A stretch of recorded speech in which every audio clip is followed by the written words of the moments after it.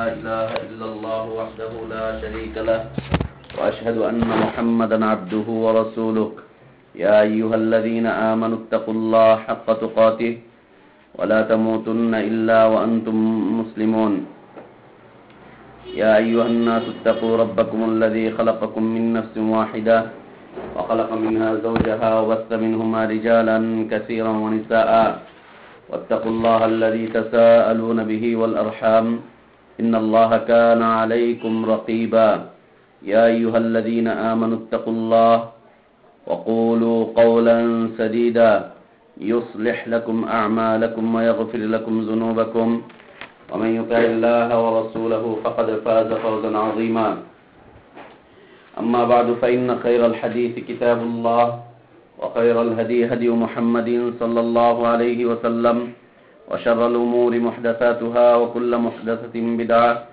وكل بدعة ضلالة وكل ضلالة في النار أعوذ بالله من الشيطان الرجيم بسم الله الرحمن الرحيم فاتقوا الله وأطيعون قالوا أنؤمن لك واتبعك الأرذلون قال وما علمي بما كانوا يعملون إن حسابهم إلا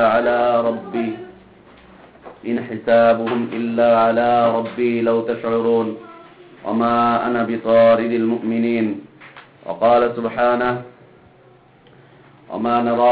وما نراك اتبعك إلا الذين هم أراذلنا بادي الرأي وما نرى لكم علينا من فضل بل نظنكم كاذبين মহান আল্লাহর সমস্ত প্রশংসা আলহামদুলিল্লাহ সালাতু সালাম আমাদের প্রিয় নবী মুহাম্মদুর রাসূলুল্লাহ সাল্লাল্লাহু আলাইহি ওয়াসাল্লামের প্রতি আল্লাহুম্মা সাল্লি আলাইহি আল্লাহুম্মা বারিক আলাইহি। জাহেলি যুগের মতবাদের আজকে হচ্ছে অষ্টম আলোচনা। আমাদের সপ্তম আলোচনার বিষয়বস্তু কি ছিল?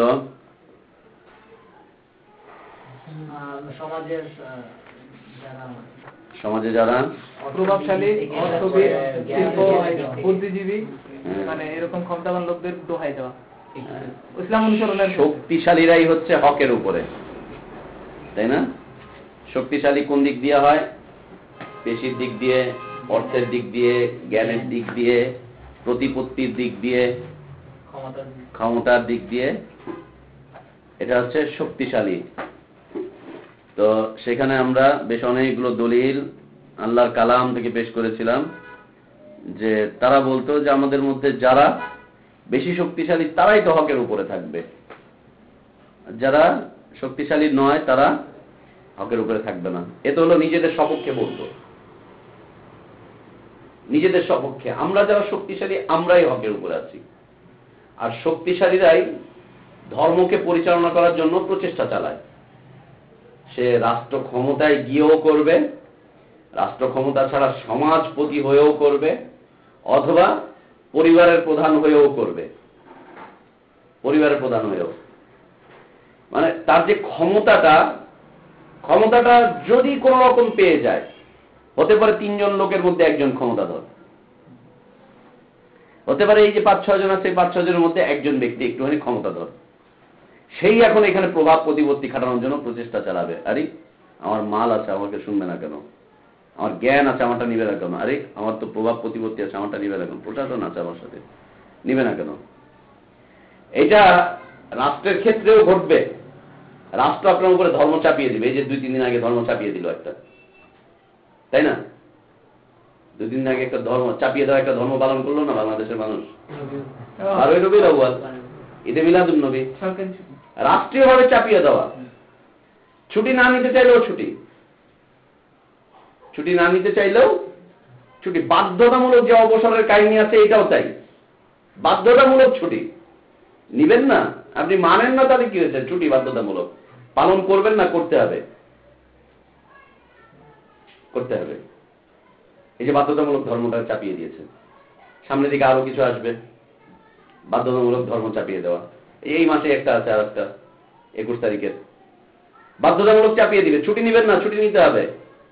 যাবেন না স্কুলের থেকে, কেন যাবেন না? শিক্ষক হয়েছেন, কেন যাবেন না? খালি পায়ে মার্চ করেন, খালি পায়ে গিয়ে ফুল দিয়ে আসেন, কেন যাবেন না? যেতে হবে। বাধ্যতামূলক চাপিয়ে দেবে এগুলো ধর্ম। আপনি যেতে না চাইলেও আপনাকে যেতে হবে, কারণ সে রাষ্ট্রের মালিক। আপনি কি করবেন? রাষ্ট্রের ক্ষমতা তার কাছে, কি করবেন?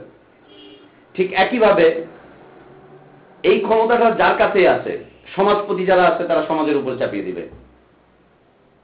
ওরস করবো, চাঁদা দিবি না কেন? তুই মৌলবী আছিস তাতে আমার কি, চাঁদা দে। আর ওরসের গান, জারি গান, পালা গান তোকে শুনতেই হবে। যদি না শুনিস তাহলে তোর খবর আছে, বাড়ির দিকে হরেন লাগিয়ে দিব, বাড়ির দিকে। গত বছর আমাদের রোডে একটা মাহফিল হলো, ওই মাহফিল নিয়ে বিরোধিতা করছি, শেষ পর্যন্ত করলো কি আমার বাসার দিকে হরেন লাগাই দিছে। রাতে 2টা পর্যন্ত ওর ওই পকপকারি আমাকে বাধ্য হয়ে শুনতে হয়েছে, না পারি ঘুমাতে, না পারি কিছু করতে, শুনতেই হবে, বাধ্যতামূলক। এ হচ্ছে ক্ষমতার মাধ্যমে চাপিয়ে দেওয়া ধর্ম। ঠিক একই রকম সমাজে তাই করছে পরিবারগুলোতে। ছোট্ট সন্তানটি হেদায়েত পেয়েছে, বাবা বলছে না ওটা মানতে পারবি না, কি করবি? আমরা যেটা মেনে এসেছি ওটাই মানবি, না হলে তোর খাবার বন্ধ, না হলে তোর খাবার বন্ধ, তোর কিতাব ছিঁড়ে ফেলবে, কিতাব উল্টে ফেলে দিবে, টর্চারিং করবে। না আমরা যেটা করে এসেছি তুই ওটাই করবি। তুই আবার নতুন করে কি নিয়ে আসলি? আমারটা খাস, আমারটা পড়িস, আমার বাড়িতে থাকিস, তুই আবার নতুন ধর্ম, তুই নতুন কিছু কথা বলছিস না, পুরানটাকেই তোর নিতে হবে। ক্ষমতা যার কাছে যেখানে আছে সে সেখানে চালাবার জন্য প্রচেষ্টা চালায়। এমএলএম করবেন না, কেন করবেন না? আমার অফিসে আসেন আবার এমএলএম করবেন না? আর এত বড় ক্ষমতা আপনাকে কে দিল? আপনি এমএলএম এর বিরুদ্ধে কথা বলেন। আমার অফিসে এসে আপনি কর্মচারীর মতো লেকচার দেন, আর আমার অফিসে এসে আপনি এমএলএম এর বিরুদ্ধে কথা বলেন। এত বড় পাওয়ার কে দিল? কদিন আগে মন্তব্য করেছে 2 টাকার কর্মচারীর মতো সে আমাদের বিরুদ্ধে এসে ফতোয়া দেয়। এমন মন্তব্য করেছে আমাকে নিয়ে যে 2 টাকার মতো একটা কর্মচারী আমাদের অফিসে এসে কথা বলে, কথা বলতে গিয়ে আমাদের বিরুদ্ধে ফতোয়া দেয়। তার কি যোগ্যতা আছে 2 টাকার কর্মচারী? মাশাআল্লাহ, অন্তত এতটুকু মূল্যায়ন তো করছে, 2 টাকা দিয়ে তো মূল্যায়ন করছে। যদি বলতো যে কোনো মূল্যই নেই তখন কি করতাম? 2 টাকা দিয়ে তো মূল্যায়ন করছে, 2 টাকা দিয়ে তো করছে, না করলে কি করা যেত? যার যেখানে আছে সে সেইখানে, যার যেখানে আছে সে সেখানে খাটাবার জন্য প্রচেষ্টা চালাবে। যার যেখানে আছে সে সেখানে খাটাবার জন্য প্রচেষ্টা চালাবে, শতভাগ প্রচেষ্টা সে চালাবে। ক্ষমতা আছে, মানবেন না কেন? এই অবস্থাটা একেবারে সর্বোচ্চ থেকে নিয়ে সর্বনিম্ন পর্যন্ত মাত্র 2-4 জন মানুষ থাকে যাদেরকে আল্লাহ তাআলা হেদায়েত দিয়ে দেন।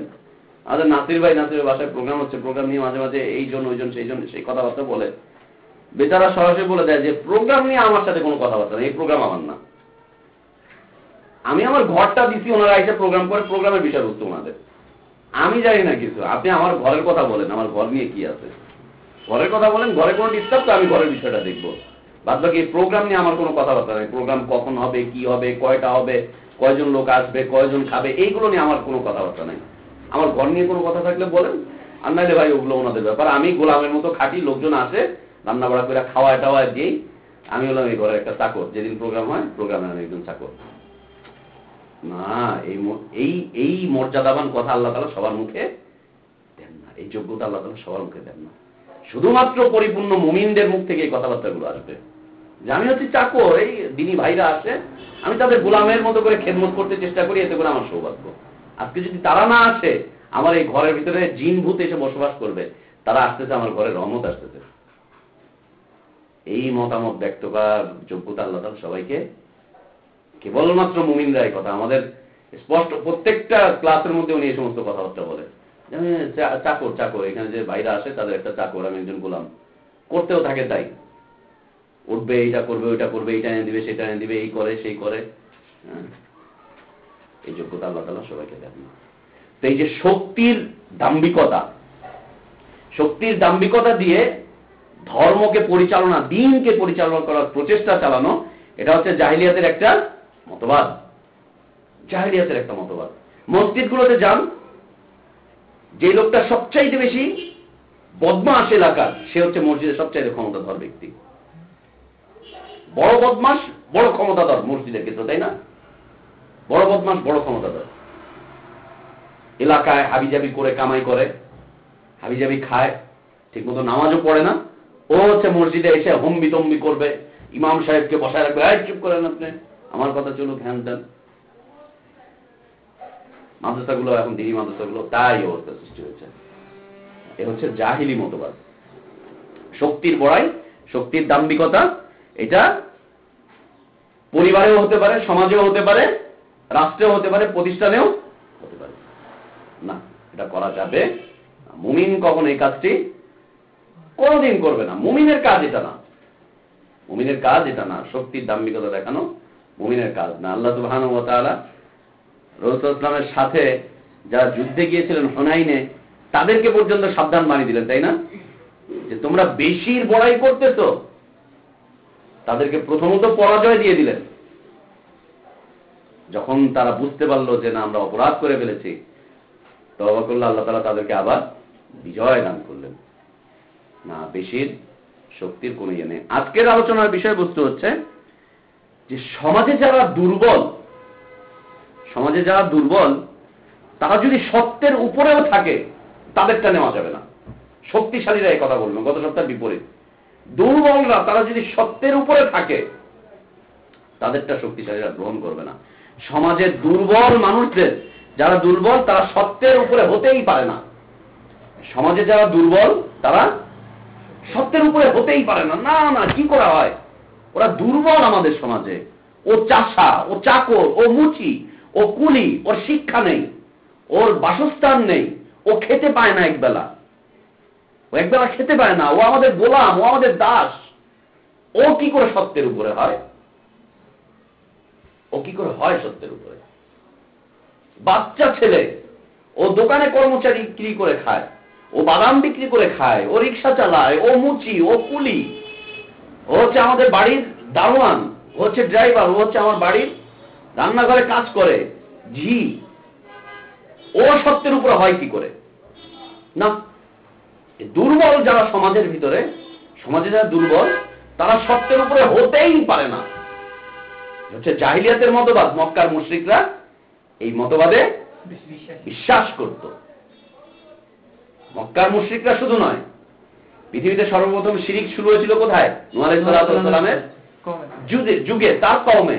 সেখান থেকে এটা চলে আসা, সেখান থেকে এটা চলে আসা যে সমাজে যারা দুর্বল, তারা হতেই পারে না। না, ওই একই কথা মুসা আলাইহিস সালামের কওম বলেছে, একই কথা ঈসা আলাইহিস সালামের কওম বলছে, একই কথা ইব্রাহিম আলাইহিস সালামের কওম বলছে, একই কথা মুহাম্মদ রাসূলুল্লাহ সাল্লাল্লাহু আলাইহি ওয়াসাল্লামের কওম বলেছে।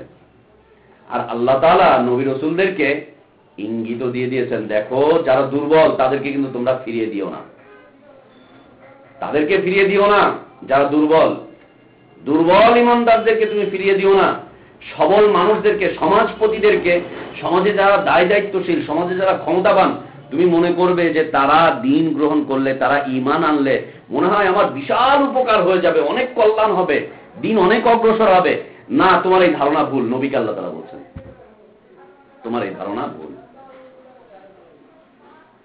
এদেশের প্রধানমন্ত্রী, এদেশের পররাষ্ট্রমন্ত্রী, এদেশের স্বরাষ্ট্রমন্ত্রী, এদেশের অমুক এমপি, এদেশের অমুক স্পিকার, এটা ওইটা সেটা, এরা যদি হেদায়েত পেয়ে যেত, তাহলে কি বিশাল খেদমতটাই না হতো। কি বিশাল খেদমতটাই না হতো। পুলিশের ডিআইজি, আইজি যদি হেদায়েত পেয়ে যেত, র্যাবের প্রধান যদি আজকে হেদায়েত পেয়ে যেত, ওদের মাধ্যমে কত বিশাল কিছু কাজ হয়ে যেত। আল্লাহ তাআলা এটা নিন্দা করেছেন না, নিন্দা করেছেন। সমাজের দুর্বলরা সবলকে ঠিক করবে এক পর্যায়ে গিয়ে, এই দুর্বলদের কাছে সবলরা আত্মসমর্পণ করবে এক পর্যায়ে গিয়ে। তো দুর্বল কোনদিন সত্যের উপরে হতে পারে না। এ হচ্ছে জাহেলদের মতবাদ, মুশরিকদের মতবাদ, যে দুর্বল, ও সংখ্যালঘু, ওর কোনো কিছু নেই, ওর সমাজপতি হওয়ার মতো কোনো যোগ্যতা নেই, ওই এলাকায় একেবারে নিচু হয়ে চলে, ও হচ্ছে একেবারে কম মূল্যে বেতনে চাকরি করে, ও হচ্ছে ছাত্র, না, এই সত্যের উপরে হতে পারে না। এই অবস্থা আজকে বিরাজ করছে পৃথিবীতে, বিরাজ করছে পৃথিবীতে, একদম পৃথিবীতে বিরাজ করছে। ও স্কুলে পড়ে, কলেজে পড়ে, ও হাদিসের কি বোঝে, ও বাংলা বইয়া মৌলভী সাহেব হইতো, তুমি বাংলা হুজুর, বাংলা হুজুর তুমি। ও কি করে হয়, ও বাদামওয়ালা, এক নম্বরে একটা ছেলে আছে, শাহ আলম নাম, বাদাম বিক্রি করে, আমার কাছে এসে ক্লাস করে মাঝে মাঝে। ওকে মানুষ রাস্তাঘাটে এই দিনের কথা বলে, ওকে চট থাপ্পড় মারে। এটা তুই বাদাম বেচিস, তুই আবার ইসলামের কি বুঝিস? ভাই আমি বাদাম বেচি ঠিক, কিন্তু আমি তো কোরআনের কথা বলছি। তুই আবার কোরআনের কি বুঝলি? শুনেন আমি কি বলি, বিশুদ্ধভাবে কোরআন তেলাওয়াত করে, আল্লাহু আকবার, এত সুন্দর, আমার চাইতে সুন্দর তেলাওয়াত করে। তোর মুখে এগুলো মানায় না, তোর মুখে এগুলো মানায় না। মসজিদের ইমাম সাহেবের বক্তব্য যে তোর মুখে এগুলো মানায় না, বেটা বাদাম বিক্রি করিস, পেটের ধান্দায় চলতে পারিস না, সকাল বিকাল ঘরে ইয়ে চলে না, তুই আবার ইসলামের কথা বলিস, তুই আবার কার কাছে কি করিস? তোর মুখে এগুলো মানায় না। এগুলো কে বলবে? আমরা বলবো, আমরা ইমাম, আমরা মুয়াজ্জিন, আমরা মসজিদের অমুক তমুক, আমরা সমাজপতি, আমরা বলবো। তুই কে? চলবে না। হচ্ছে জাহিলিয়াত আবার ফিরে এসেছে, জাহিলিয়াত আবার ফিরে চলে এসেছে। নূহ আলাইহিস সালাতু ওয়াস সালামের কওম পৃথিবীর প্রথম জাহেল, পৃথিবীর প্রথম জাহেল তারা। পৃথিবীর প্রথম জাহেল হচ্ছে নূহ আলাইহিস সালাতু ওয়াস সালামের কওম, যারা পৃথিবীতে শিরককে একেবারে এই কি বলে ভিত্তির উপরে স্থাপন করেছিল। একটা ভিত্তি মাটি খুঁড়ে সয়েল টেস্ট করে একেবারে সবকিছু করে গেড়ে দিয়েছিল যে শিরক তোকে গেড়ে দিলাম, তুই আর এই পৃথিবী থেকে যাবি না। সেই গেড়ে দেওয়া শিরক আজও চলছে। আল্লাহ ভালো জানে যে কত বড় ইঞ্জিনিয়ার ছিল শিরকের উপরে সেই যুগে, শিরকের উপরে কত বিশাল বিশাল ইঞ্জিনিয়ার ছিল, আল্লাহ ভালো জানে, আর ওরাই জানে। আল্লাহ তো ওদেরকে ধ্বংস করে দিয়েছিলেন, কিন্তু সেই স্থাপনা আজও টিকে আছে। কেমন ইঞ্জিনিয়ার! নূহ আলাইহিস সালাতু ওয়াস সালাম তিনি তার জাতির কাছে আসলেন। সূরা শুআরা 106 থেকে নিয়ে 119-20 পর্যন্ত কি সুন্দর করে নূহ আলাইহিস সালাম তাদেরকে দাওয়াত দিচ্ছেন। শুআরা 106 থেকে নিয়ে 120 পর্যন্ত। মুখস্থ করতে না পারলেও অন্ততপক্ষে আয়াতের অনুবাদগুলো মাথার ভিতরে যেন ঢুকে থাকে, অন্ততপক্ষে আয়াতের অনুবাদগুলো মাথায় যেন ঢুকে থাকে। আল্লাহ সুবহানাহু ওয়া তাআলা এই জাহেলদের কাছে একজন নবী, একজন রাসূলকে পাঠালেন। নূহ আলাইহিস সালাতু ওয়াস সালাম তিনি নবী এবং রাসূল ছিলেন, তিনি নবী এবং রাসূল ছিলেন, এবং পৃথিবীর প্রথম রাসূল হচ্ছেন তিনি। তার আগ পর্যন্ত যারা এসেছেন সবাই নবী ছিলেন, তিনি হচ্ছেন পৃথিবীর প্রথম রাসূল। তিনি আসলেন, কেন এসেছিলেন? রাষ্ট্র প্রতিষ্ঠা করার জন্য, ক্ষমতা লাভ করার জন্য, তাহলে প্রেসিডেন্ট হওয়ার জন্য, জিহাদ করার জন্য, আল্লাহ তাওহীদের পুনরুদ্ধার করার জন্য, তাওহীদের বাস্তবায়ন করার জন্য, মানুষকে শিরক থেকে বিমুখ করে দিয়ে আল্লাহ তাওহীদের দিকে ধাবিত করার জন্য তিনি এসেছিলেন। এবং প্রত্যেক নবী রাসূলের কাজ এটাই ছিল, এটাই ছিল প্রত্যেক নবী রাসূলের কাজ। প্রত্যেক নবী রাসূল এই জন্যই এসেছিলেন যে পৃথিবীর পথভোলা মানুষগুলো যারা শিরকের মধ্যে ঢুকে গেছে তাদেরকে ছিনিয়ে ছিনিয়ে নিয়ে আসো, তাদেরকে দাওয়াতের মাধ্যমে নিয়ে চলে আসো, এনে আল্লাহ তাওহীদের মধ্যে প্রবেশ করাও, তাদেরকে আল্লাহ তাওহীদের দিকে আহ্বান করো। তো তিনি আসলেন, আসার পরে জাতিকে ডাকছেন, ডাকার সাথে সাথে কাযযাবাত কওম নূহিল মুরসালিন, নূহ আলাইহিস সালাতু ওয়াস সালামের কওম আল্লাহর পক্ষ থেকে যারা রাসূল হিসেবে এসেছিলেন, নবী হিসেবে এসেছিলেন, তাদেরকে অস্বীকার করলো। কাযযাবাত, অস্বীকার করলো তারা, মিথ্যারোপ করলো তারা কওম নূহিল মুরসালিন, রাসূলদেরকে, নূহ আলাইহিস সালাতু ওয়াস সালামের কওম। কি নূহ আলাইহিস সালাতু ওয়াস সালাম কি বলেছিলেন আর তারা কি মিথ্যারোপ করলো, অস্বীকারটা কি করলো? ইয ক্বালা লাহুম আখুহুম নূহুন আলা তাত্তাকুন, নূহ আলাইহিস সালাতু ওয়াস সালাম তার ভাইদেরকে বলল, মানে স্বগোত্রীয় লোককে বলল, ইয ক্বালা লাহুম আখুহুম, যখন তিনি তার ভাইদেরকে বলেন। আখুন মানে কি? ভাই। আর হুম মানে কি বলেছিলাম আমরা? তারা হুয়া হুম, আখুন মানে ভাই, আর হুম মানে তারা, তাদের ভাই। যখন নূহ আলাইহিস সালাম তার ভাইদেরকে বললেন, আলা তাত্তাকুন, তোমরা কি আল্লাহকে ভয় করো না? এই যে শিরকগুলো করছো, তোমরা কি আল্লাহকে ভয় করো না? তাহলে মুশরিকদেরকে প্রথম কথা কি হবে? ভাই আল্লাহকে ভয় করেন, ভাই আল্লাহকে ভয় করেন। প্রথমে গিয়েই বলবেন নাই তাগুত উঠ, না উঠলেই কিন্তু এখন দিলাম। না উঠলেই কিন্তু এখন দিলাম না, এটা তাগুতকে দাওয়াত দেওয়ার সিস্টেম না, মুশরিককে দাওয়াত দেওয়ার সিস্টেম এটা না যে এক্ষুনি ধরবেন আর বলবেন যে দিলাম, কেন করবি না। তার ভাইদের কি বলছেন, আলা তাত্তাকুন, এই তোমরা কি ভয় করো না, তোমরা কি ভয় করো না, ইন্নী লাকুম রাসূলুন আমিন, দেখো নিশ্চয়ই আমি তোমাদের জন্য একজন আমিন রসূল হিসাবে এসেছি।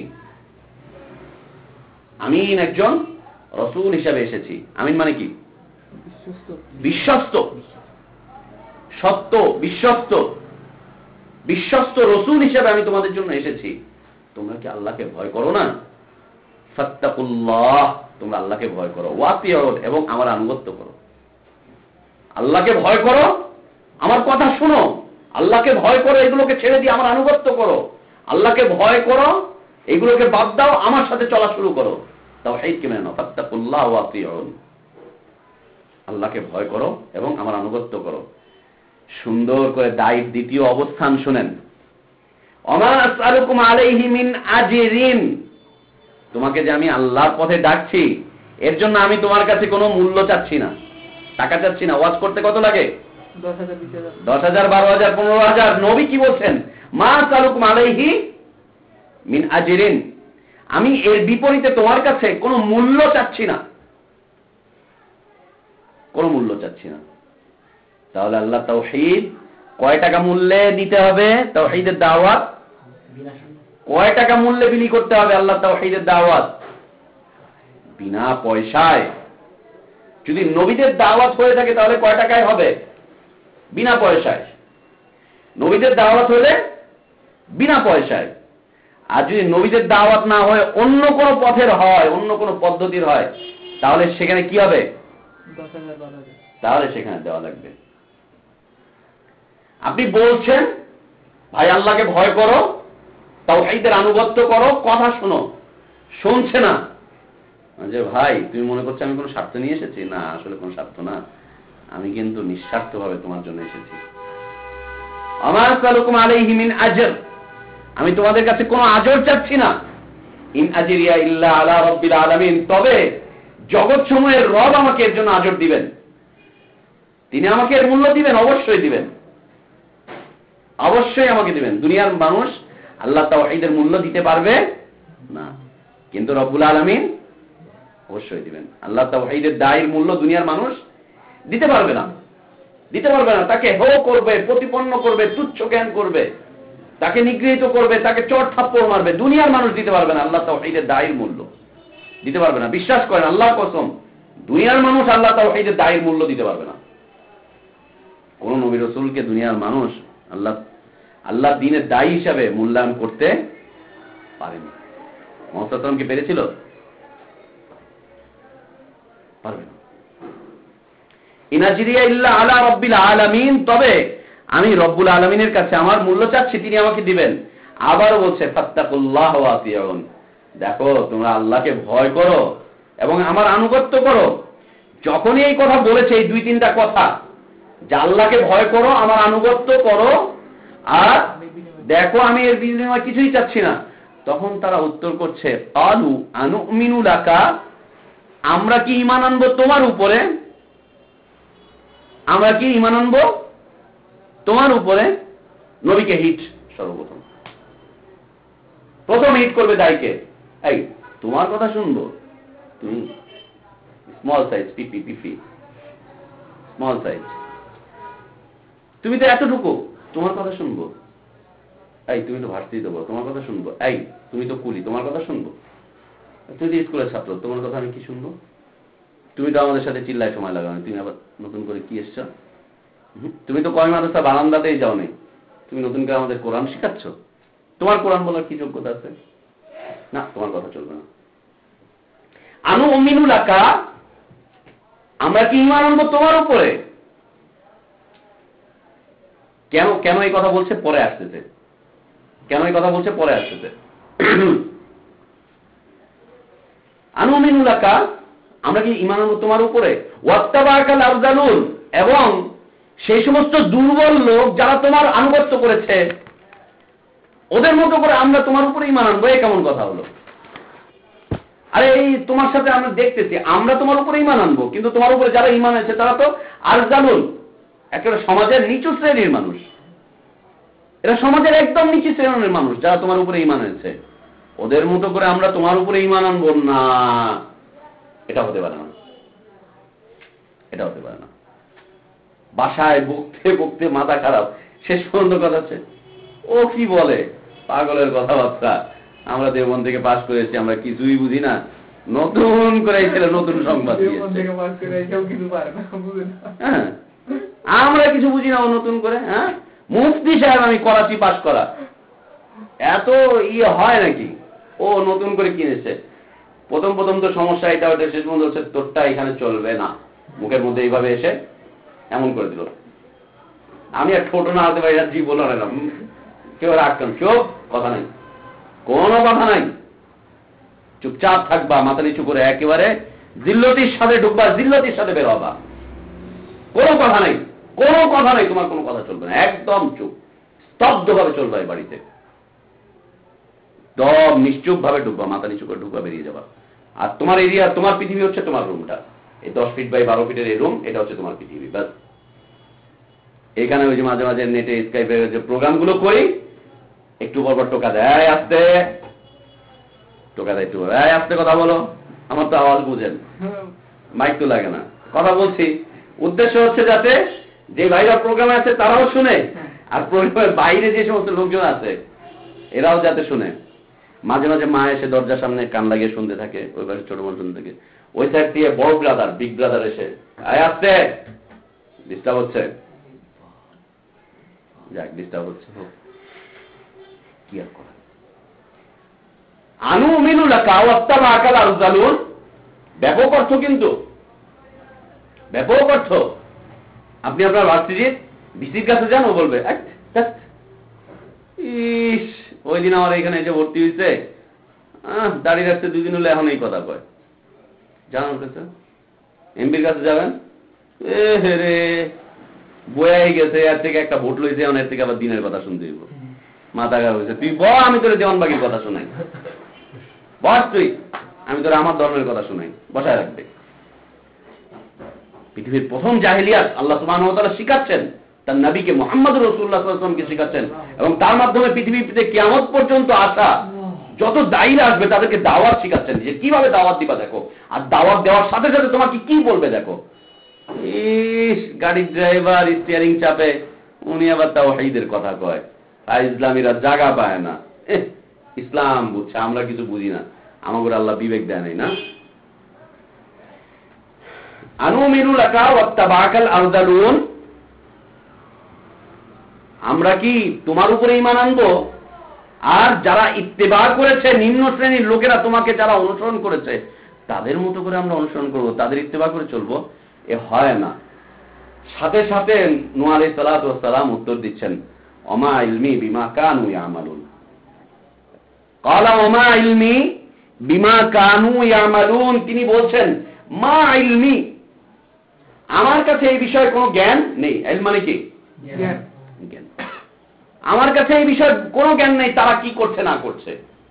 এই যে সমাজের হতদরিদ্র মানুষগুলো ঈমান নিয়ে চলে এসেছে, তারা যে আমলগুলো করছে এই বিষয়ে আমার কোনো জ্ঞান নেই, এটা আল্লাহই জানে। তোমরা ওদেরকে একেবারে নিম্ন শ্রেণী বলছো, ওদেরকে হতদরিদ্র বলছো, ওদেরকে দুর্বল বলছো, এই বিষয়ে আমার কোনো জ্ঞান নেই, এটা হচ্ছে রব্বুল আলামিন জানেন। তাহলে ইন হিসাবুহুম ইল্লা আলা রাব্বি লাউ তাশউরুন, দেখো তাদের হিসাব নিকাশ, এই সমাজের হতদরিদ্র মানুষগুলো, এদের হিসাব নিকাশ হচ্ছে আমার রবের কাছে। লাউ তাশউরুন, যদি তোমরা একটু বুঝতে পারতে যে হিসাব হচ্ছে কার কাছে? আল্লাহর কাছে। তোমরা এর হিসাব দিতে পারবে না, তোমরা এর হিসাব দিতে সক্ষম নও। ওমা আনা বিতারিদিল মুমিনিন, দেখো তোমরা সমাজপতি হতে পারো, তোমরা সমাজের ক্ষমতাবান হতে পারো, আমি কিন্তু মুমিনদেরকে বিতাড়িত করতে পারবো না, ওরা দুর্বল, কিন্তু আমার কাছে ওর মূল্য আছে, আমি মুমিনদেরকে বিতাড়িত করতে পারবো না। মা আনা বিতারিদিল মুমিনিন, আমার এই যে মুমিন ভাইরা রয়েছে এরা সমাজে দুর্বল, এদের অর্থবিত্ত নেই, এদের ক্ষমতা নেই, এদের এই নেই সেই নেই। তোমরা সমাজপতি, তোমাদের ক্ষমতা আছে, এই আছে সেই আছে, এই জন্য যে আমি আমার এই দুর্বল ভাইদেরকে বের করে দিব আমার থেকে, না, এটা আমার কাজ না, আমি বের করতে পারছি না, এরা আমার সাথেই থাকবে, এরা আমার সাথেই থাকবে। মা আনা বিতারিদিল মুমিনিন ইন আনা ইল্লা নাযীরুম মুবিন, তবে আমি হচ্ছি স্পষ্ট ভীতি প্রদর্শনকারী একজন নবী। এই যখন নূহ আলাইহিস সালাতু ওয়াস সালাম এই কথা বললেন যে দেখো তোমরা সমাজের ছোট মানুষগুলোর কথা বলছো, আমি জানি না ওদের আমল সম্পর্কে, এটা আল্লাহই জানেন, আর তোমরা তো জানতেও পারতেছো না তাদের হিসাব নিকাশ কি হবে, আর আমি তাদেরকে ছাড়তেও পারবো না তোমাদের কথার কারণে। আপনি যখন দায়ী আপনাকে প্রেসার দিবে, ছেড়ে দাও, পরে তার মতো পিচ্ছি বলাটা কি লগে লগে নিয়ে নিয়ে ঘুরেন, কাম নাই, আছে বিভিন্ন কথাবার্তা হবে না, ছাড়া যাবে না, সে যেমনই হোক ছাড়া যাবে না, তার মূল্য মুমিনের কাছে অনেক বেশি, অনেক বেশি। আল্লাহ তাআলা এই কথাগুলো যখন তিনি বলছেন তখন তারা উত্তর করছে সমাজপতিরা, লা ইল্লাম তানতাহি ইয়া নূহ লাতাকুনান্না মিনাল মারজুবিন, নূহ তুমি যদি তাদেরকে ছেড়ে না দাও আর তুমি যদি তাওহীদের পথে দাওয়াত দেওয়া থেকে বিরত না থাকো, লাতাকুনান্না মিনাল মারজুমিন, তোমাকে আমরা পাথর মেরে হত্যাকারীদের অন্তর্ভুক্ত করব, মানে পাথর মেরে তোমাকে আমরা শেষ করে দেব, তুমি নিক্ষিপ্ত বস্তুতে পরিণত হয়ে যাবে, তোমার উপরে নিক্ষেপ করা হবে, পাথর নিক্ষেপ করা। মারজুমিন, রজম বলে না জিনাকারীদের, মারজুমিন, যাকে রজম করা হয় তাকে মারজুমিন বলা হয়। নিক্ষেপকারীদের অন্তর্ভুক্ত হয়ে যাবে তুমি, তোমাকে রজম করে দেওয়া হবে। ক্বালা রাব্বি ইন্না কওমি কাযযাবুন, নূহ আলাইহিস সালাতু ওয়াস সালাম তার রবের কাছে বলছেন, রাব্বি ইন্না কওমি কাযযাবুন, আমার জাতি আমাকে মিথ্যা প্রতিপন্ন করছে, ওরা মিথ্যাবাদী রব। এরপর রব মুসা নূহ আলাইহিস সালাতু ওয়াস সালাম আল্লাহর কাছে দোয়া করছেন, ফাফতাহ বাইনি ওয়া বাইনাহুম ফাতহা, আল্লাহ তাদের এবং আমাদের মাঝে তুমি একটা রাস্তাকে খুলে দাও, ওয়ানাজ্জিনি মিনাল মুমিনিন, এবং তুমি আমাকে মুমিনদের সাথে একসাথে নিরাপত্তা দাও, এদের এখান থেকে তুমি আমাদেরকে নাজাত দাও, মুক্তি দাও। এরপর আল্লাহ সুবহানাহু ওয়া তাআলা ওই যে সাফিনার উঠালেন। কুরআনুল কারীমের দ্বিতীয় আরেকটা মঞ্জর আল্লাহ সুবহানাহু ওয়া তাআলা সূরা হুদ 25-26 নম্বর 27-28 25 থেকে 28 নম্বর আয়াত আল্লাহ সুবহানাহু ওয়া তাআলা বর্ণনা করেছেন,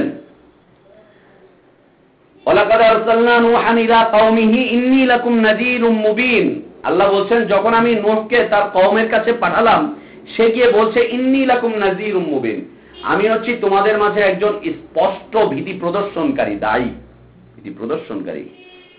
কিসের ভয় দেখাই? পেশি শক্তির, টাকার, গোলাগুলির, বোমাবাজির, কিসের?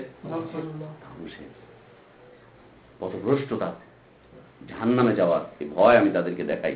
আর তাদেরকে আমি দাওয়াত দেই কি, আল্লাহ তা'বুদু ইল্লাল্লাহ, তোমরা এক আল্লাহরই ইবাদত করো, আল্লাহ তা'বুদু ইল্লাল্লাহ, তোমরা এক আল্লাহরই ইবাদত করো, আল্লাহ ছাড়া অন্য কারো ইবাদত করো না। ইন্নী আখাফু আলাইকুম আযাবা ইয়াউমিন আলীম, দেখো আমি তোমাদের উপরে কঠিন আযাবের দিবস সম্পর্কে ভীতি প্রদর্শন করছি, আমি ভয় পাচ্ছি যে কঠিন আযাব তোমাদেরকে গ্রাস করে নিবে, একদম শেষ করে দিবে। তখন তাদের সমাজপতিরা, ফাকালাল মালাউল্লাযীনা কাফারু মিন কওমিহি, কাফের সম্প্রদায়ের যে সমস্ত সমাজপতিরা ছিল তাদের সম্প্রদায়ের, তারা বলছে, মা নারাকা ইল্লা বাশারাম মিসলানা, আগের আয়াতে বললাম না যে আনুমিনু লাকা, তোমার উপরে ঈমান আনবো, এই যে কারণ এখানে অন্য আয়াতে বর্ণনা হচ্ছে, মা নারাকা ইল্লা বাশারাম মিসলানা, এই তোমাকে তো আমরা আমাদের মতোই মানুষ দেখি, তুমি আবার কে? তুমি কে? এই তুমি কে? কদিন আগে মানিকগঞ্জে গেছি, বলছে আপনি কে? যেখানে জ্ঞান বলছে আপনি কে? হ্যাঁ আপনি কে? ওইখানে যে ইয়ে আছে আমাদের মেরাজ ভাই, বলছে মেরাজ তুমি আবার কে? তোমার না কয়দিন আগে দেখছি যে রাস্তার মোড়ে এখানে বসে আড্ডা মারতেছো, তুমি আজকে আবার ঢাকা থেকে লোক আনছো, মেহমান আনছো, ঢাকা থেকে আলেম ওলামা ভাড়া করে নিয়েছো, তুমি তুমি কে? তুমি ইসলামের কি বুঝো?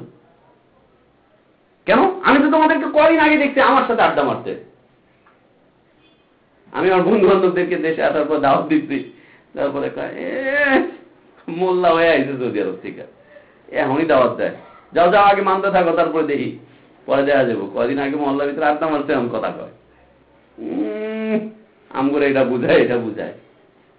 আল্লাহু আকবার। কোরআনুল কারীম কত স্পষ্ট, কত স্পষ্ট কোরআনুল কারীম দায়ীদের জন্য, নম্রতার জন্য, কাঠখট্টা ভাবকে ত্যাগ করার জন্য। দায়ীদের মন মানসিকতা মাঝে মাঝে খুব কঠিন হয়ে যায়, কাঠখট্টা হয়ে যায়, চিল্লাতে থাকে। আচ্ছা, মা নারাকা ইল্লা বাশারাম মিসলানা, কেন ঈমান আনবো না তোমার প্রতি? কারণ আমি তো তোমাকে আমার মতোই মানুষ হিসেবে দেখেছি, অন্য কিছু তো আমরা তোমাকে দেখিনি। তুমি আজকে এই কথা বলছো? তোমাকে তো 80 বছর আগ পর্যন্ত আমরা এরকমই দেখলাম। মুহাম্মদ, তুমি আজকে এই কথা বলছো? তুমি না আমাদের সমাজের মানুষ, আমাদের সমাজে একসাথে বাজারে যাও, হাট বাজার করো, ব্যবসা বাণিজ্য করো, খাওয়া দাওয়া করো।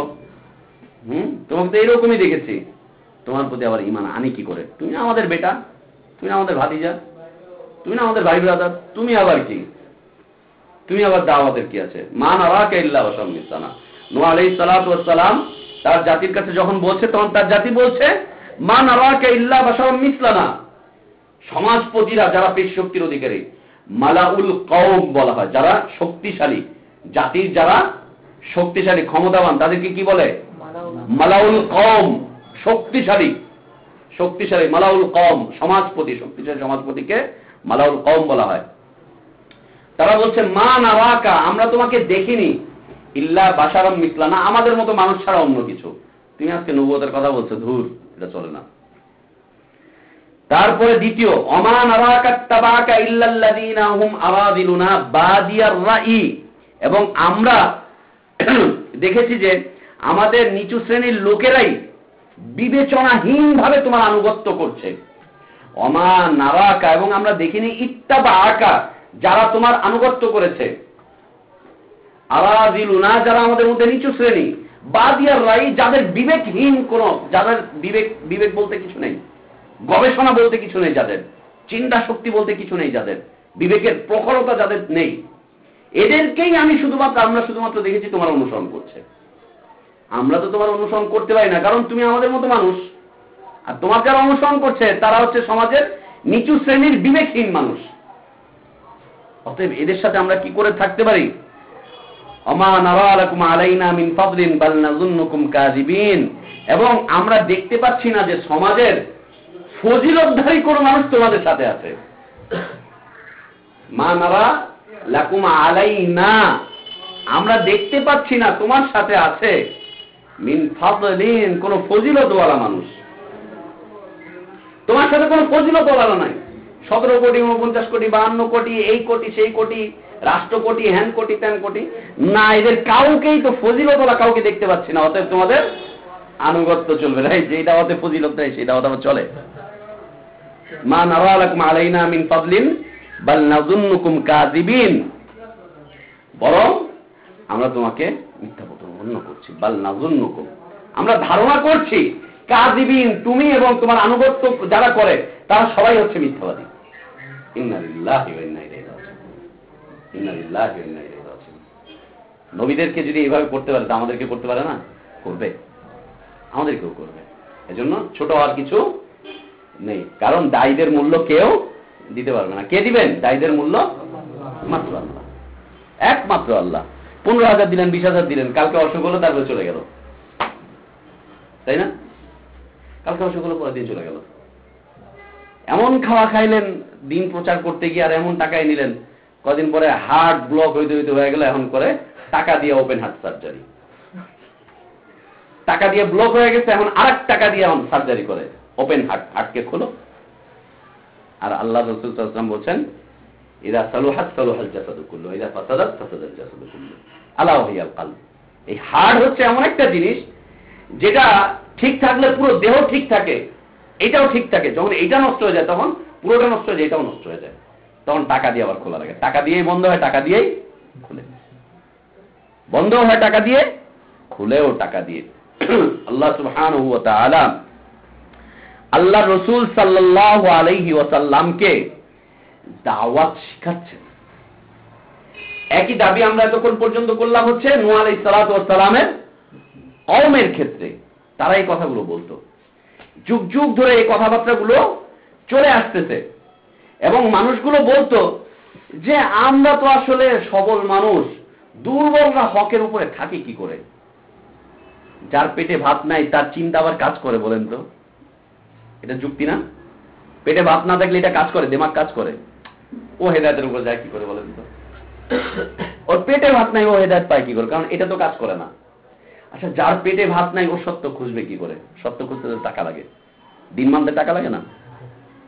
দিন মানতে টাকা লাগে না? এই জন্য তো আগে ব্যবসা তারপরে দিন না।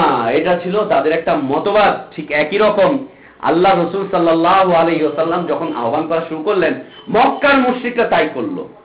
মক্কার যুগে বেলাল, খাব্বাব, খুবাইব, আম্মার, ইয়াসির, তারপরে হলো সুমাইয়া রাদিয়াল্লাহু আনহুম আজমাইন। আল্লাহু আকবার। এনারা যখন ইসলাম কবুল করে ফেললেন, এই সমাজের নিচু শ্রেণীর মানুষগুলো যাদের মূল্য আল্লাহ সুবহানাহু ওয়া তাআলার কাছে অনেক ঊর্ধ্বে, আল্লাহু আকবার, এই বিলাল রাদিয়াল্লাহু আনহু একজন দাস, কৃতদাস, কি মূল্য আল্লাহ তাআলা তাকে দান করলেন যে রাসূল সাল্লাল্লাহু আলাইহি ওয়াসাল্লাম যখন মেরাজে গেলেন, উনি জান্নাতের পাশ দিয়ে হেঁটে যাচ্ছেন আর দেখছেন যে জান্নাতের ভিতরে বেলালের পায়ের আওয়াজ শোনা যাচ্ছে, খটখট খটখট করে বেলালের পায়ের আওয়াজ। রাসূল সাল্লাল্লাহু আলাইহি ওয়াসাল্লাম এসে বললেন যে বেলাল, তুমি সুসংবাদ গ্রহণ করো, আমি তোমার আওয়াজ জান্নাতে পেয়ে এসেছি, জান্নাতে তোমার আওয়াজ পেয়ে এসেছি। কি দরিদ্র মানুষ, কাপড় পরার মতো কাপড় নেই, পরার মতো কাপড় নেই, তার আওয়াজ জান্নাতে পান আল্লাহ রাসূল সাল্লাল্লাহু আলাইহি ওয়াসাল্লাম। আল্লাহ তাআলা আমাদেরকে তাদের সাথে জান্নাতে ওঠার তৌফিক দান করেন। এরা যখন ইসলাম কবুল করলো, এরা ছিল একেবারে দুর্বল শ্রেণীর মানুষ, দুর্বল শ্রেণীর মানুষ। আমরা মক্কায় তাদের ইতিহাস পড়েছি না? উমাইয়া কিভাবে তাদের উপরে নির্যাতন করলো, আবু জাহেল কিভাবে নির্যাতন করলো, রাবিয়া কিভাবে নির্যাতন করলো। আল্লাহু আকবার। দুপুর বেলায় রোদের উপরে, বালুর উপরে শুইয়ে দিয়ে উপরে চাটান দিয়ে দিত, বিশাল পাথর দিয়ে দিত, নড়তে চড়তে পারতো না, শরীর থেকে ঘাম বেরোতে বেরোতে বেরোতে বেরোতে ঘাম শেষ হয়ে যেত, তারপর চর্বিগুলো গলে গলে গলে গলে পড়তো। খাব্বাব রাদিয়াল্লাহু আনহু, তিনি ওমর রাদিয়াল্লাহু আনহুর যুগে একবার সাহাবাদেরকে নিয়ে ওমর রাদিয়াল্লাহু কথাবার্তা বলছেন যে মক্কার যুগে আমাদের মধ্যে কে কে বেশি পরিশ্রম করে, কে কার উপরে নির্যাতন হয়েছে, ইসলামের শুরুতে কাদের উপরে নির্যাতন হয়েছে, এই নিয়ে আলোচনা চলছে। পালা চলে আসলো, খাব্বাব একটু দাঁড়াও, বলো তো তোমার কি অবস্থা। খাব্বাব রাদিয়াল্লাহু আনহু কথা বলতে পারছেন না, এত কষ্ট লাগতেছে তখন তার কাছে, কথাই বলতে পারতেছেন না। তাকে জিজ্ঞেস করা হলো, খাব্বাব তুমি ইসলামের জন্য কি ত্যাগ দিয়েছো, কি করেছো? জীবন ভাই, কি ত্যাগ দিয়েছো, কি কষ্ট করেছো? কথা বলতে পারছেন না। উনি এভাবে চাদরটাকে উঠিয়ে দিলেন, কোমরটা এভাবে দেখিয়ে দিলেন যে দেখো, এটাই হচ্ছে আমার নমুনা। ওমর ইবনুল খাত্তাব রাদিয়াল্লাহু আনহু বলছেন যে আমি আমার জীবনে এত চিকন কোমর কোনোদিন দেখিনি, এত চিকন কোমর, এরকম চিকন হয়ে গেছিল এই কোমরটা, এই পাঁজরটা, এই যে এখানে যে খাঁচার এই মাংসগুলো কিচ্ছু নেই, কোনো গোশত নেই। দীর্ঘ প্রায় 15-16 বছর পরে, 15-16 বছর না, আরো প্রায় 20 বছর পরে, 20 বছর পরে এই লোকটার এখানে কোনো মাংস নেই, কোনো কিছু নেই, খালি হাড্ডি আর এটা দেখা যাচ্ছে। ওরা যখন হচ্ছেন এত চিকন দেখিনি আমি কোনোদিন। জিজ্ঞেস করা হলো যে খাব্বাব কি বিষয়? বলছে আমার মালিক, আমি যখন আল্লাহ তাওহীদকে বিশ্বাস করেছিলাম তখন একদিন দুপুরবেলায় কয়লা জ্বালিয়ে সে কয়লার উপর আমাকে শুইয়ে দিয়েছে, আমার কয়লাগুলো ছিল আমার এই কোমরের এই জায়গায়, আর উপরে পাথর দিয়েছে, আর দুষ্ট বালকদেরকে লেলিয়ে দিয়েছে, যখনই উঠবে তখনই আবার মারবি। শরীর থেকে ঘাম, তারপরে এভাবে গলতে গলতে রক্ত মাংস সব বেরোতে বেরোতে কয়লা নিভে গিয়েছে, কিন্তু আমার উপরে নির্যাতন শেষ হয়নি ওমর। একদিন 2 দিন নয়, একাধিকবার এমন হয়েছে, আর মাংস উঠেনি এখানে। এই লোকগুলো যখন ইসলাম কবুল করে ফেলেছে, তখন মক্কার মুশরিকরা আল্লাহ রাসূল সাল্লাল্লাহু আলাইহি ওয়াসাল্লাম মক্কার লিডারদেরকে যখন দাওয়াত দিচ্ছেন, তখন তারা বলছে মা নাজলিসু মাআকা ওয়া হাউলাই ইনদাকা, মুহাম্মদ যতক্ষণ পর্যন্ত এই সমস্ত হাকির শ্রেণীর, জলিল শ্রেণীর, এই সমস্ত নিচু শ্রেণীর মানুষগুলো যতক্ষণ পর্যন্ত তোমার কাছে থাকবে, ততক্ষণ পর্যন্ত আমি তোমার মজলিসে বসবো না। এই খাব্বাব যতক্ষণ আছে তোমার মজলিসে, এই বিলাল যতক্ষণ আছে, এই খুবাইব যতক্ষণ আছে, এই আম্মার যতক্ষণ আছে, এই ইয়াসের যতক্ষণ আছে, এই নিচু নিচু বিলাল শ্রেণীর মানুষগুলো যতক্ষণ আছে, না আমরা সমাজপতি না, তোমার ওই মজলিসে আমরা যেতে পারবো না। মা নাজলিসু মাকা ওয়া হাউলাই ইনদাকা, যতক্ষণ পর্যন্ত এরা থাকবে ততক্ষণ পর্যন্ত আমরা যেতে পারবো না।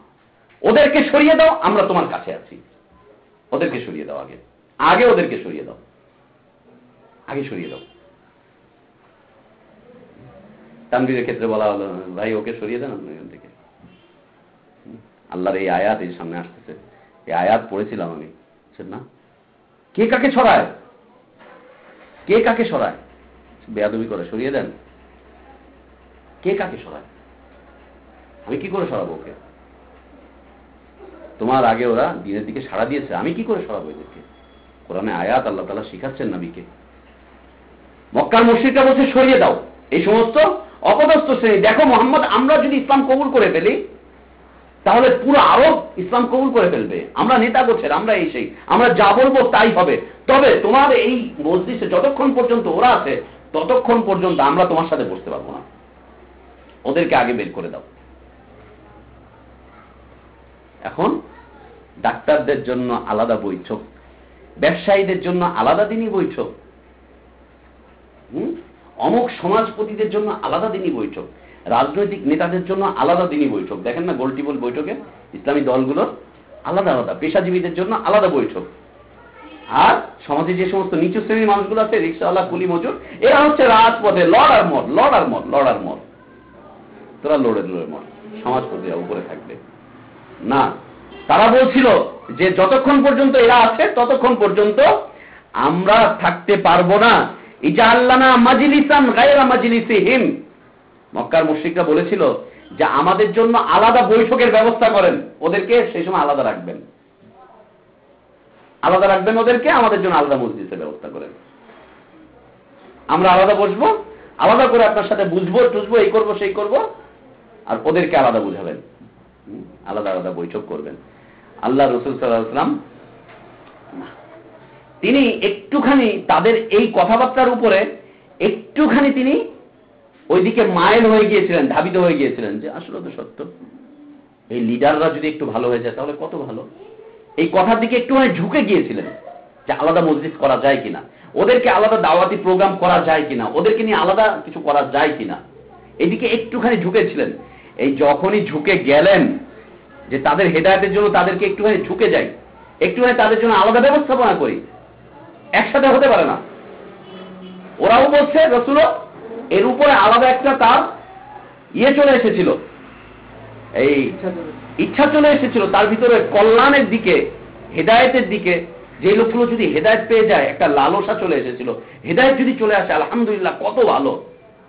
এটা ওই লালসা না, দুনিয়ার লালসা নয়, সে এই লোকগুলো যদি হেদায়েত পেয়ে যায় কত ভালো। এইদিকে তিনি একটুখানি অগ্রসর হয়ে গেলেন। আল্লাহ সুবহানাহু ওয়া তাআলা আয়াত অবতীর্ণ করে দিলেন, আয়াত অবতীর্ণ করে দিলেন সূরা আনআম 52, 53, 54 নম্বর আয়াত। আয়াত অবতীর্ণ করে দিলেন, ওয়ালা তাতরুদিল লাযীনা ইয়াদউনা রাব্বাহুম বিল গাদাতি ওয়াল আশি ইউরিদুনা ওয়াজহাহু মা আলাইকা মিন হিসাবিহিম মিন শাই ওয়া মা মিন হিসাবিকা আলাইহিম মিন শাই ফাতাতরুদাহুম ফাতাকুনা মিনাজ জালিমিন। সূরা আনআম 52, 53 নম্বর আয়াত।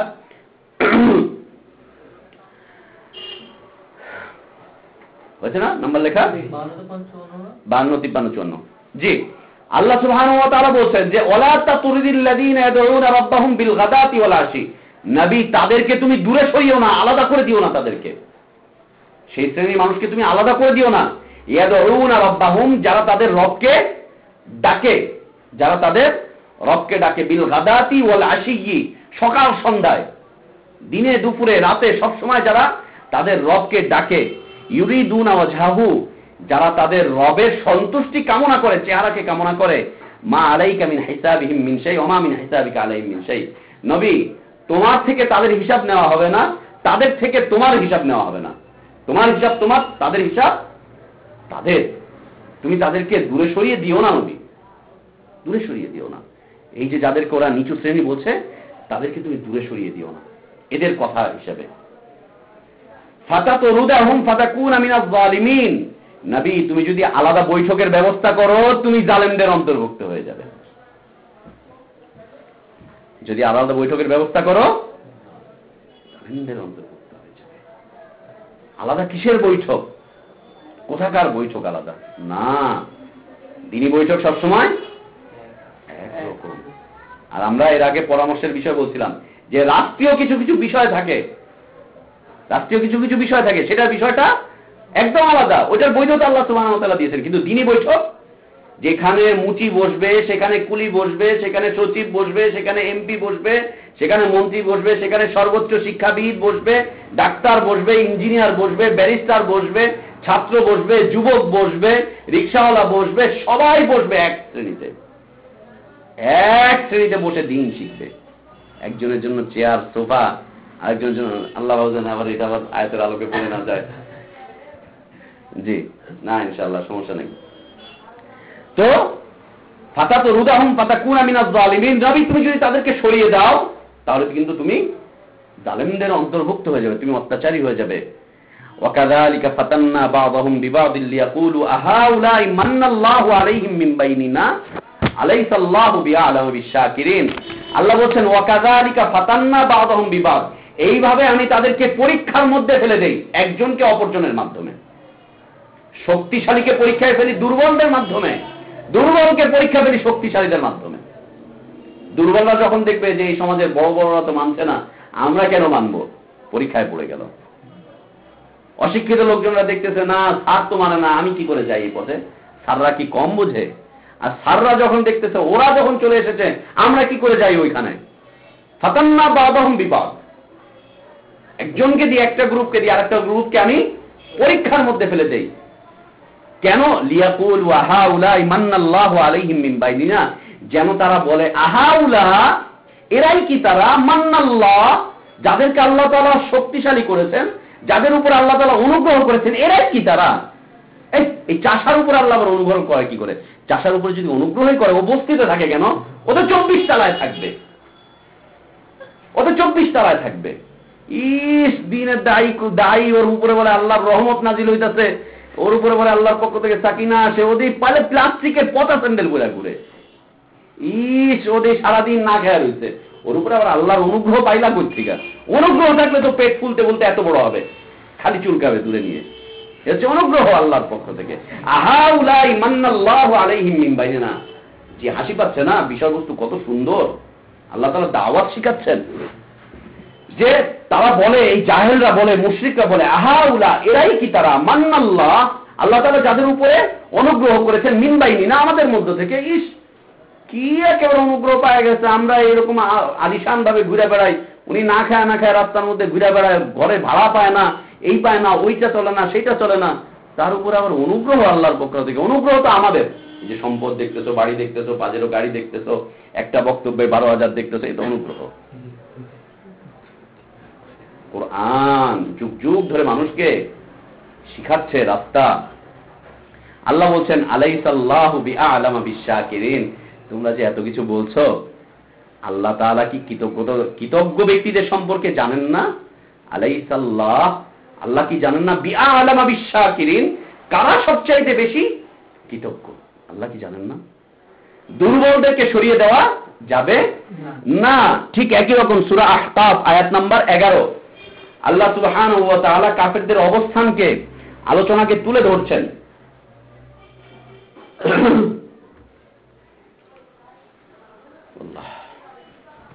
আল্লাহ সুবহানাহু ওয়া তাআলা তুলে ধরছেন, وقال الذين كفروا للذين آمنوا لو كان خيرا ما سبقونا إليه। وقال الذين كفروا, কাফেররা বলে, লিল্লাযীনা আমানু, ঈমানদারদেরকে, লাউ কানা খায়রান, যদি এটার মধ্যে কল্যাণ থাকতো, এই দ্বীন গ্রহণের মধ্যে কল্যাণ থাকতো, সুন্নাহর মধ্যে কল্যাণ থাকতো, যদি এইভাবে দ্বীন মানার মধ্যে কল্যাণ থাকতো, তাওহীদের মধ্যে কল্যাণ থাকতো, লাউ কানা খায়রান মা সাবাকুনা ইলাইহি, আমাদের চাইতে অগ্রগামী কেউ হতে পারতো না, আমাদের চাইতে অগ্রগামী কেউ হতে পারতো না। এখন হুজুররা বলে না, যদি হক হতো তো আমরা মানবো, সমস্যা কি? হক না, এই জন্য মানতে পারছি না, হক না এই জন্যই মানতে পারছি না। লাউ কানা খায়রাম মা সাবাকুনা ইলাইহি, যদি সত্য হতো, যদি এর মধ্যে কল্যাণ থাকতো, তাহলে আমাদের চাইতে তো বেশি কেউ অগ্রসর হতে পারতো না। আচ্ছা, পরে করবো ইনশাআল্লাহ। আদের সময় হয়ে গেল না?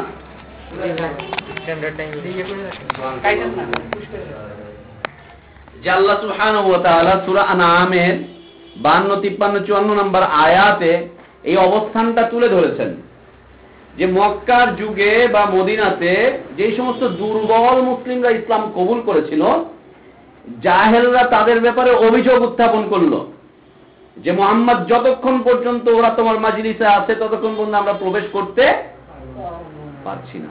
আজকে এই যে এই মজলিস, এখানে কি আপনার মনে হয় যে এমপি এসে বসবে? মাদুরের উপরে আমার বসাইছে, হ্যাঁ, মাদুরের উপরে বসাইছে। আরে ভাঙ্গাচুরা করে আমার অফিস কত সাংসদ, ওইখানে চলে আসেন, এসি ঘরে বসে আপনার আলোচনা শুনবো। ভাই এসি ঘরে বসে আপনার আলোচনা শুনবো, চলে আসেন না। একজন পদস্থ ব্যক্তি কয়েকদিন আগে কথা হচ্ছিল, খালি ওই জায়গায় দাওয়াত দেন, ওই জায়গায় আসতে বলেন, আমাদের কি কোনো হক নাই আপনার কথা শোনার? চলে আসেন না আমাদের এইখানে অনেক লোকজনকে বসাবো, অমুককে তমুককে, অনেকগুলো নাম বললো, অমুক অমুক অমুক, হ্যাঁ এইখানে বসবো, একটু আরামসে বসে আল্লাহ দ্বীনের কথা শুনবো। বললাম হ্যাঁ আপনার এখানে আসবে, আমি আসবো, আরো লোকজন আসবে, অন্তত পক্ষে 15টা আলোচনা ওইখানে আমার ভাইদের সাথে বসে বসে আপনাকে শুনতে হবে। পিছের কাতারে বসে শুনবেন, একদম লাস্টের কাতারে বসে আমার ভাইদের সাথে আলোচনা শুনবেন, তারপর দেখবেন যে অটোমেটিকলি এখানে চলে আসছিল। কি করে তোমরা এসি ঘরের ভিতরে ইসলামকে এখনই নিয়ে যেতে চাও? ইসলাম এসি ঘরে ঢুকবে তো অনেক পরে, মদিনার যুগে, খোলাফায়ে রাশিদিনদের যুগ যখন আবার সেই আদলে ফিরে আসবে, তখন এসি ঘরের ভিতরে ঢুকবে, যে আরাম করে একটুখানি এখন না শ্বাস ছাড়ে। আল্লাহ তাআলা বলছেন যে এইভাবে ওরা বলছে যে এদেরকে বের করে দাও, এদেরকে সরায় দাও। শুভেচ্ছা দিচ্ছি আপনাদের জন্য, শুভেচ্ছা। তো এদেরকে সরিয়ে দাও, আমরা এদের সাথে বসতে পারবো না, অথবা আমাদের জন্য আলাদা ব্যবস্থাপনা করো।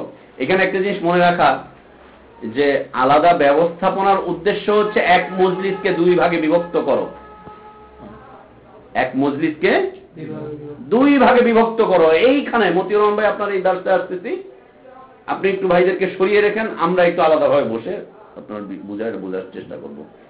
জি না, কিন্তু কখনো তারা চলে এসেছে, তখন তাদের সাথে কথোপকথন রাসূলের সুন্নাহ থেকে প্রমাণ রয়েছে। মহিলাদের জন্য আলাদা কথোপকথন প্রমাণ রয়েছে।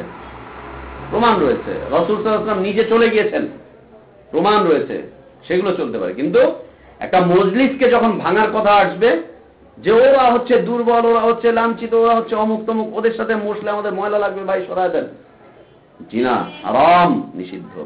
রাসূলকে আল্লাহ তাআলা নিষেধ করে দিচ্ছেন, কারণ ওই মুশরিকের চাইতে এই বিলালের মতো মুমিনের মূল্য আল্লাহর কাছে অনেক বেশি। তো তারা বলতো আহাউলাই মান্নাল্লাহু আলাইহিম মিন বাইনিনা, এই কথার মধ্যে তারা পরীক্ষার মধ্যে পড়ে যেত, এই কথার মাধ্যমে, যে আমাদের মধ্যে আল্লাহ আর কাউকে অনুগ্রহ করার যোগ্য পেলেন না, এদেরকে অনুগ্রহ করলেন। এরা আজকে দিন আনে তো কালকে খাইতে পারে না, আবু হুরায়রার মতো ব্যক্তি। আল্লাহু আকবার। হাদিস পড়লে কি যে তাজ্জব লাগে, যে আল্লাহ কি দিছিল। আবু হুরায়রা রাদিয়াল্লাহু আনহু আসহাবে সুফায় মসজিদে নববীতে শুয়ে থাকতেন, খিদা জ্বালায়, পেটের এইখানটায় বালু মাটি দিয়ে রাখতেন, চাপা দিয়ে রাখতেন। এরপরে বলতেন যে মাঝে মাঝে এমন একটা অবস্থা হতো যে আল্লাহর রাসূলের সাহাবীরা আসতো, আমি তাদেরকে জানা মাসআলা গিয়ে তাদেরকে জিজ্ঞেস করতাম, ভাই তুমি কি এই মাসআলাটা জানো, রাসূল কি বলেছেন এই বিষয়ে? আমার উদ্দেশ্য হতো যে আমি যখন তাকে এই কথা জিজ্ঞেস করব, তখন সে আমাকে বলবে, আবু হুরায়রা তুমি খেয়েছো কি, তোমার পেটে খাবার আছে কি? আমার উদ্দেশ্য থাকতো এটা, যে আমি তাকে একটা মাসআলা জানবো তার কাছে, আর সে আমার অবস্থাটা জেনে ফেলবে যে আবু হুরায়রা তুমি খেয়েছো, তাহলে হয়তো সে আমাকে নিয়ে যাবে তার বাড়িতে, অথবা আমার জন্য খাবারের ব্যবস্থা করবে। আল্লাহু আকবার। আল্লাহ তাআলা কোন মর্যাদায় নিয়ে গেলেন এই ভুখা নাঙ্গা মানুষগুলোকে। ইতিহাস সাক্ষী, রাসূলের মুহাদ্দিস তাদের মধ্যে সবচাইতে শ্রেষ্ঠ মুহাদ্দিস আল্লাহ আবু হুরায়রাকে আল্লাহ তাআলা বানিয়ে দিলেন। নবীর সেই যুগ, একাধারে 3 মাস রাসূলের ঘরে চুলায় আগুন জ্বলল না। আর ওরা বলছে আহাউলাই মান্নাল্লাহ, এদের উপরে আল্লাহ অনুগ্রহ করেছেন, যারা খাবার পায় না, দাবার পায় না, এলাকায় থাকতে পারে না, যাদেরকে বের করে দেওয়া হয়, যারা চাষা মাসা, যারা হচ্ছে দাস দাসী, অনুগ্রহ আর কারো উপরে করা হলো না, অনুগ্রহ। আলাইসাল্লাহু বিআলামা বিশাকিরিন। আল্লাহ তাআলা কি এই কৃতজ্ঞ ব্যক্তিদের ব্যাপারে আল্লাহ তাআলা কি সবচাইতে বেশি জ্ঞান রাখেন না? অবশ্যই জ্ঞান রাখেন। কে শুকরিয়া আদায় করে আর কে করে না, কে কৃতজ্ঞ হয় আর কে অকৃতজ্ঞ হয়ে যায়, আল্লাহই ভালো জানেন। একজন মুসলিম সে হত দরিদ্র হতে পারে, কিন্তু সে সর্ব অবস্থায় কি বলে? আলহামদুলিল্লাহ, শুকরিয়া আদায় করতেই থাকে। আর একজন কাফের, তার অনেক কিছু থাকতে পারে, কিন্তু সে আল্লাহ শুকরিয়া আদায় করতে পারে না। কিতাবুত তাওহীদে আমাদের আল্লাহর নিয়ামতের শুকরিয়ার অধ্যায়। আল্লাহু আকবার। আল্লাহর নিয়ামতের শুকরিয়া, আল্লাহর ওয়াদা, যে ব্যক্তি আল্লাহর নিয়ামতের শুকরিয়া আদায় করবে আল্লাহ তাআলা বাড়িয়ে দিবেন। আর তারা বলতো লিল্লাহি ওয়াকালাল্লাযীনা কাফারু লিল্লাযীনা আমানু লাউ কানা খায়রাম মা সাবাকুনা ইলাইহি। কাফেররা ঈমানদারদেরকে বলতো, যদি এর মধ্যে কল্যাণ থাকতো তাহলে আমাদের চাইতে বেশি অগ্রগামী কেউ হতে পারত না, আমরাই থাকতাম সর্বাগ্রে ইসলাম গ্রহণের ক্ষেত্রে, দ্বীন গ্রহণের ক্ষেত্রে। কিন্তু সেই আশার গুড়ে বালি চলছে না। মদিনার আউস এবং খাজরাজ গোত্রদের ইতিহাস আমরা পড়লাম না, যে তারা আগে থেকে অপেক্ষা করে বসেছিল ইহুদিরা, যে রসুল আসবে, আমরা তার পক্ষ হয়ে ইসলাম কবুল করে তাকে নিয়ে আমরা অন্যদের উপরে লড়াই করব, আমরা বিজয়ী হব, এই হব সেই হব। যখন রসুল চলে আসলো তখন বলছে, আয় হায়, এ কেমন কথা, আমরা চাচ্ছিলাম যে আমাদের মধ্য থেকে আসবে, এ কেমন কথা, কুরাইশদের মধ্য থেকে চলে আসবে, ওদের চাইতে আমাদের মর্যাদা কত বেশি, আমরা আহলে কিতাব, আমরা ইহুদি, আমাদের মর্যাদা কত বেশি, আর ওদের থেকে হবে, এটা কেমন কথা হলো। এই যুগে এখনো দেখেন, হক যদি হতে হয় তাহলে দেওবন্দের হতে হবে। এত বড় হক্কানি আলেম কিন্তু দেওবন্দে পড়ে নাই, কেমন হক্কানি আলেম হইল সে? যদি হক হতে হয় তাহলে অবশ্যই হানাফি মাযহাবের হতে হবে, কারণ হানাফি মাযহাব হচ্ছে পৃথিবীতে সবচাইতে বেশি শক্তিশালী। আমাদের মাযহাবে এই তাওহীদের কথা নাই তো কোন মাযহাবে থাকতে পারে? না, বিষয়টা এমন নয়। আল্লাহ রাসূল সাল্লাল্লাহু আলাইহি ওয়াসাল্লামকে সূরা আবাসা পড়বেন, প্রথম থেকে নিয়ে 10-12টা আয়াত পর্যন্ত। আব্দুল্লাহ ইবনে উম্মে মাকতুম রাদিয়াল্লাহু আনহু, আব্দুল্লাহ ইবনে উম্মে মাকতুম রাদিয়াল্লাহু আনহু, ইনি ছিলেন অন্ধ সাহাবী। জানা আছে ওনার ইতিহাস? আব্দুল্লাহ ইবনে উম্মে মাকতুম রাদিয়াল্লাহু আনহু অন্ধ সাহাবী ছিলেন, মদিনার অন্ধ সাহাবী ছিলেন, এবং তিনি রাসূল সাল্লাল্লাহু আলাইহি ওয়াসাল্লামের মুয়াজ্জিন ছিলেন। মসজিদে নববীতে তিনি আযান দিতেন। কোন আযান? বিলালের পরেরটা। বিলাল রাদিয়াল্লাহু আনহুর পরের সাহরির আযান তিনি দিতেন। সাহরির আযান তিনি দিতেন। আর মুয়াজ্জিন আগেই মসজিদে এসে উপস্থিত হয়। অন্ধ দূর থেকে হেঁটে আসতেন। আল্লাহু আকবার। একবার তিনি এসেছেন রাসূল সাল্লাল্লাহু আলাইহি ওয়াসাল্লামের কাছে, এসে একটা মাসআলা জিজ্ঞেস করছেন আল্লাহ রাসূল সাল্লাল্লাহু আলাইহি ওয়াসাল্লামের কাছে, যে ইয়া রাসূলুল্লাহ, এই বিষয়টা কেমন হবে? আর ঠিক ওই সময় রাসূল সাল্লাল্লাহু আলাইহি ওয়াসাল্লাম কয়েকজন নেতৃস্থানীয় ব্যক্তির সাথে দাঁড়িয়ে দাঁড়িয়ে কথা বলছিলেন। রাসূল সাল্লাল্লাহু আলাইহি ওয়াসাল্লাম কথা বলছেন নেতৃস্থানীয় ব্যক্তিদের সাথে, দিন সম্পর্কিত কথা, অন্য কোনো কথা না, যে আমার ব্যবসা কেমন, বাণিজ্যটা কেমন, ওটা কি হয়েছে না হয়েছে, ওগুলো না, দিন সম্পর্কিত কথা বলছেন, দাওয়াত দিচ্ছেন। তো এই নেতৃস্থানীয় ব্যক্তিদের সাথে কথাবার্তা বলছেন, কয়েকজন ছিল। এই সময় অন্ধ সাহাবী, তিনি তো আর দেখতে পান না, রসুলের আওয়াজ পেয়েছেন, চলে এসেছেন যে রসুলকে একটু জিজ্ঞেস করি। উনি দেখতে পাননি যে কয়জন লোক আছে, কি আছে, কারা আছে। উনি এসে বলছেন সালাম দিয়ে, ইয়া রাসূলুল্লাহ, এই বিষয়টা কি? রাসূল সাল্লাল্লাহু আলাইহি ওয়াসাল্লাম বলছেন, অপেক্ষা করো। একটু পরে আবার বলছেন। রাসূল সাল্লাল্লাহু আলাইহি ওয়াসাল্লাম একটু বিরক্ত হলেন, বিরক্তি ভাব প্রকাশ করলেন, একটুখানি বিরক্তি ভাব প্রকাশ করলেন। একদিকে একজন অন্ধ দরিদ্র সাহাবী রসুলের মসজিদের মুয়াজ্জিন, আর অন্যদিকে মদিনার কিছু লিডার, তাদের সাথে রাসূল সাল্লাল্লাহু আলাইহি ওয়াসাল্লাম দ্বীনের কথা বলছেন, আর ইনিও এসে দ্বীনের কথাই জিজ্ঞেস করছেন। মিল আছে কিন্তু। ওদেরকেও রাসূল সাল্লাল্লাহু আলাইহি ওয়াসাল্লাম ইসলামের দিকে দাওয়াত দিয়ে দিচ্ছেন, আর একেও দাওয়াত দিয়ে নিয়ে এসেছেন। ইনি এসে জিজ্ঞেস করছেন, ইয়া রাসূলুল্লাহ, এই বিষয়টা। একটু বিরক্তি বোধ পোষণ করলেন। দেখছো না আমি এখানে কথা বলছি। আল্লাহু আকবার। আল্লাহ সুবহানাহু ওয়া তাআলা সাথে সাথে সূরা আবাসা নাযিল করলেন। আবাসা ওয়া তাওয়াল্লা আন জাআহুল আ'মা ওয়া মা ইউদরিকা লাআল্লাহু ইয়াযাক্কা আও ইয়াযাক্কারু ফাতানফা'ুহু যিকরা আম্মা মান ইস্তাগনা ফাআনতা লাহু তাসাদ্দা ওয়া মা আলাইকা আল্লা ইয়াযাক্কা। আবাসা ওয়া তাওয়াল্লা, যে লোকটা পিছন ফিরে ফিরে আস্তে আস্তে করে চলে আসলো, তার প্রতি তুমি বিরক্ত ভাব দেখাচ্ছ, তার প্রতি বিরক্ত ভাব দেখাচ্ছ। একজন অন্ধ এই ফিরে ওই ফিরে আস্তে আস্তে করে টুকে টুকে আসে। আনজাহুল আমা, তোমার কাছে একজন অন্ধ আসলো। ওমা ইউদরিক লাআল্লাহু ইয়াযাক্কা, তোমার ইচ্ছা ছিল তারা যেন পরিশুদ্ধ হয়ে যায়, এই কাফেররা। এই জন্যই তাদের সাথে কথা বলছিলে যাতে তারা পরিশুদ্ধ হয়ে যায়। আও ইয়াযাক্কার ফাতানফা'ু যিকরা, তুমি কথাবার্তা বলতে থাকো, এতে করে উপকার হবে। আম্মা মান ইস্তাগনা ফাআনতা লাহু তাসাদ্দা, এই যে যারা গানি রয়েছে, ধনী দরিদ্র ধনীরা রয়েছে, এরা হেদায়েত কবুল করবে, অনেক উপকার হবে, এই হবে সেই হবে, তুমি এই ভাবছো এদেরকে নিয়ে। ওমা আলাইকা আল্লা ইয়াযাক্কা ওয়া আম্মা মান জাআকা ইয়াসা, তুমি ভাবছো যে এরা পরিশুদ্ধ হয়ে যাবে, এই হবে সেই হবে, এই তো চিন্তা চেতনা করছো।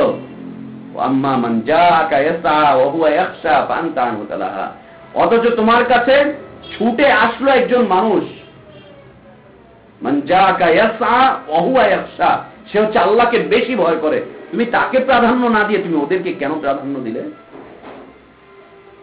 এর থেকে কেন মুখ ফিরিয়ে নিলে? কেন এর উপরে তুমি বিরক্তি প্রকাশ করলে? এ তো তোমার মুমিন ভাই, এ তো পরিশুদ্ধ হয়ে গিয়েছে, ও হবে কি হবে না তা তো তুমি জানো না। তুমি মনে করছো যে এই নেতা শ্রেণীর মানুষগুলো, তুমি মনে করছো যে এই নেতা গোছের মানুষগুলো, নেতা শ্রেণীর মানুষগুলো, এরা হেদায়েত হয়ে গেলে অনেক কিছু হয়ে যাবে, এরা হয়তো বা হেদায়েত গ্রহণ করবে, তোমার ইচ্ছা ভালো, কিন্তু তুমি জানো না তুমি কেন এর থেকে বিরূপ মন্তব্য কেন পেশ করলে, এর থেকে কেন মুখটাকে ফিরিয়ে নিলে, এর থেকে কেন মুখটাকে ফিরিয়ে নিলে। তাই বোঝা যাচ্ছে যে না, আসলে দুর্বল হওয়াটা অসত্যের আলামত নয়, শক্তিশালী হওয়াটা সত্যের আলামত নয়। বয়সের ব্যবধান কোনোদিন সত্য মিথ্যার পার্থক্য করতে পারে না।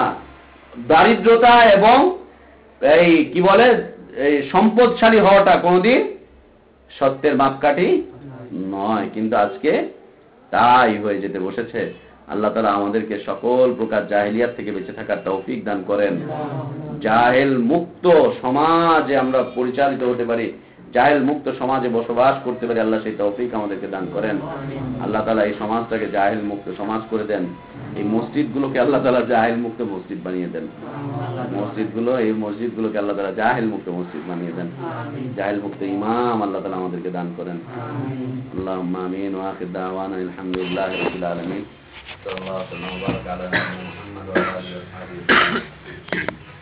সাল্লাম।